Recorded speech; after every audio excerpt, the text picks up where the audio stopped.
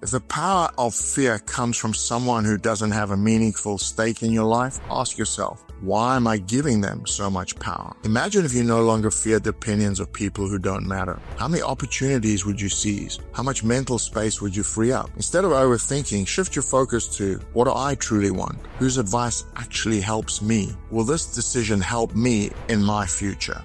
Hi everybody, welcome again to the Locker Room podcast. And over the next few weeks, you're going to see some significant changes, which I hope you're going to enjoy and like. And remember, if you're enjoying this podcast, please share it, because at the end of the day, if you learn one or two things from everything that I say, that's a bonus. And if you share that, somebody else may learn something similar, which helps them in their life.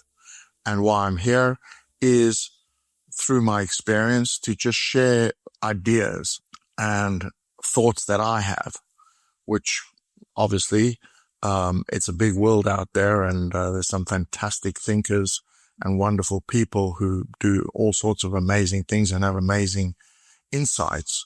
So I'm just adding to this, I suppose you could call it a genre, where I feel that because of the type of life that I've lived and working in high level performance, that there are some insights with my slant on them that is very, very different. And today's is something I feel quite strongly about, and I am going to actually read it because I wrote the piece and I really do feel like I want to get every bit out of it for you that I can. So it's the greatest question for overthinkers. And the question is, whose opinion are you afraid of? Overthinking can be a relentless cycle of doubt, second guessing, and analysis. This can lead to paralysis and just not doing anything, because we get so afraid of an opinion that we never even maybe really dig down to think about who it is that we're actually afraid of. And then we become afraid of making the wrong choice or of failure. And most commonly, and the hardest one, is fear of judgment. So if you're an overthinker, one simple but powerful question does break the cycle and help bring clarity and can help you move past this. Whose opinion am I afraid of? This question exposes the hidden fears. It forces you to confront the external influences shaping your thoughts and decisions. Let's explore why this question is so powerful and how answering it can lead to greater freedom, confidence, and peace of mind. The root of overthinking is really the fear of judgment. This stops us taking action because we're so afraid sometimes of how others will perceive what we do. Whether you're debating what it is to say in a meeting, or what to post, or what to do about your dream that you want to pursue, an underlying hesitation often comes from worrying about how others will react. By asking whose opinion am I afraid of, you shine a light on this fear. You may realize you're worried about what a boss, a colleague, a friend, or even a stranger might think. Sometimes, and actually more often than we care to admit, the person whose judgment we fear isn't even someone whose opinion that truly matters to us in life. One of the biggest traps of overthinking is the assumption that people are paying close attention to what we're doing. In reality, people are so much in their own heads overthinking that they're too busy with their own concerns to scrutinize what you're doing. So often this fear is absolutely, in fact, I'd say more often than not, this fear is exaggerated in our own minds. When you ask, whose opinion am I afraid of, and pinpoint a name, write it down, and then follow up with these questions. Is this person actually paying attention to what I'm doing?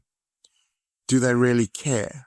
Even if they do notice, will this matter to them today, in a week, or in a year? Often the fear shrinks when you realize how little others actually dwell on your choices. Not all opinions are created equal. The fear of judgment becomes less paralyzing when you differentiate between voices that deserve consideration and those that don't. Trusted mentors, close family members, or people whose values you align with and feel like they've got your back. Yes, think about those. But undeserving opinions from random social media followers, acquaintances, or people who just don't actually understand your life at all are really just a waste of energy. If the power of fear comes from someone who doesn't have a meaningful stake in your life, ask yourself, why am I giving them so much power? Imagine if you no longer feared the opinions of people who don't matter. How many opportunities would you seize? How much mental space would you free up? By identifying whose opinion is holding you back, you can start releasing its grip on your decisions. Instead of overthinking, shift your focus to, what do I truly want? Whose advice actually helps me? Will this decision help me in my future? If you find yourself stuck in overthinking, try this. Write down what you're overanalyzing. Write down the person or group whose judgment you fear. And then ask, what's the worst thing they could say? And if they said the worst thing and that happened, could you handle it? I think that more often than not, you could handle it. And remember, people have ulterior motives. They're more concerned about themselves. So sometimes their judgment of you is more about them looking after their own interests. Overthinking can be exhausting. But the question, whose opinion am I afraid of, cuts through the noise. It reminds you that fear of judgment is often irrational and misplaced. By identifying those opinions and who's holding you back, you gain the power to let go and make decisions with clarity and confidence that are best for you. Next time you catch yourself spiraling into overanalysis, pause and ask yourself, whose opinion am I afraid of? The answer might just set you free. Now, next week, I'm interviewing a fabulous lady, Jackie Hargreaves, who is a business lady. Her and her husband ran a pretty large business of ladies' clothing shops.